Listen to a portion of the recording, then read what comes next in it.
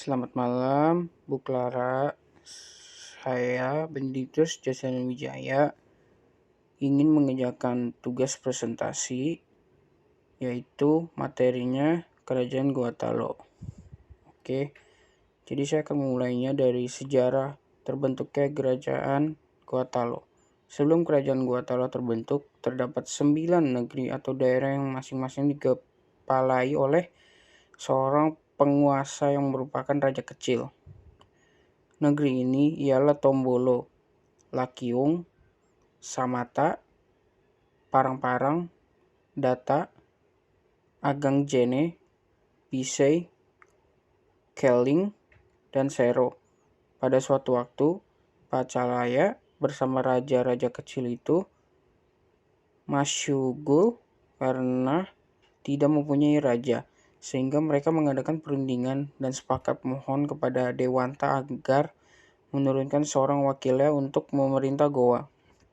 Peristiwa ini terjadi pada tahun 1320, hasil seminar mencari hari jadi Goa. Dengan diangkatnya Tumanurung menjadi Raja Goa, maka kedudukan 9 raja kecil itu mengalami perubahan kedaulatan mereka dalam daerahnya masing-masing dan berada di bawah pemerintahan Tumanurung Banea selaku Raja Goa pertama yang bergelar Karaeng Sombaya Rigoa. Oke, jadi masa kerajaan.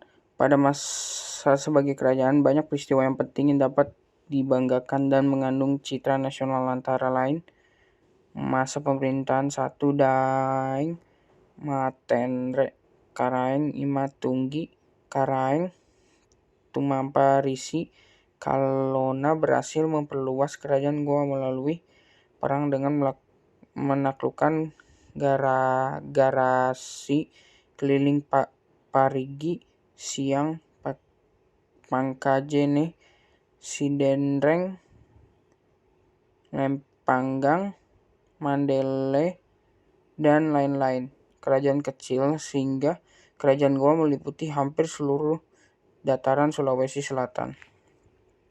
Di masa kepemimpinan kerajaan Karaeng Tumaparisi Kalona tersebutlah nama Daeng Pamate selaku Tumailalang yang merangkap sebagai Syabandar telah berhasil menciptakan aksara Makassar yang terdiri dari 18 huruf yang disebut Lontara Turiola.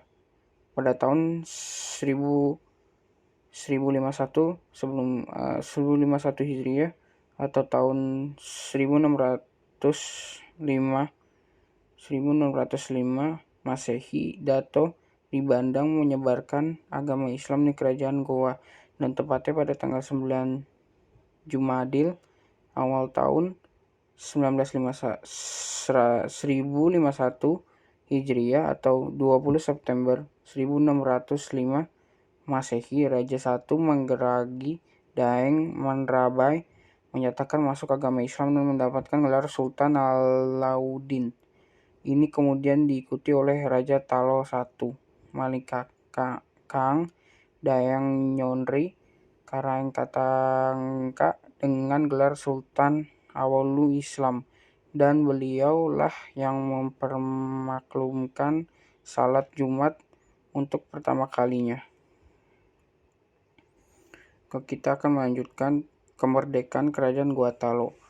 Dalam sejarah perkembangan pemerintah dan pembangunan mulai dari zaman kerajaan sampai dengan era kemerdekaan dan reformasi, wilayah pemerintahan Kabupaten Goa Talo mengalami perkembangan yang cukup pesat sebagai daerah agrasi yang berbatas langsung dengan kota Makassar, ibu kota Provinsi Sulawesi Selatan, menjadikan Kabupaten Goa sebagai daerah pengembangan perumahan dan pemukiman selain kota Makassar.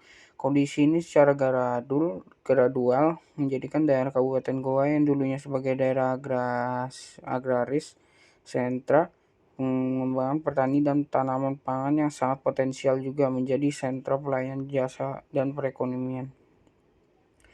Jadi keruntuhan kerajaan Gorontalo selanjutnya. Kemudian kerajaan Gorontalo mengakui kekalahan setelah bertahun-tahun berperang. Pernyataan kekalahan itu juga ditandatangani dengan Perjanjian Bogaya pada tahun 1667.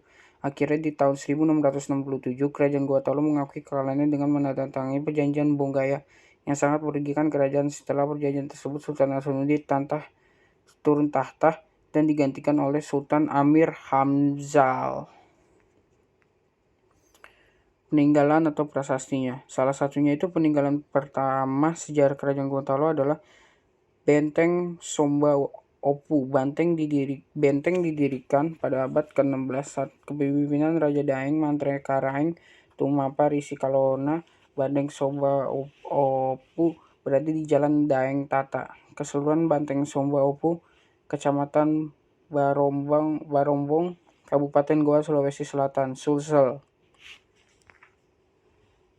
Oke, jadi ini referensi yang saya ambil untuk mengerjakan materi ini tersebut. Oke, Bu Clara, sekian presentasi dari saya. Terima kasih.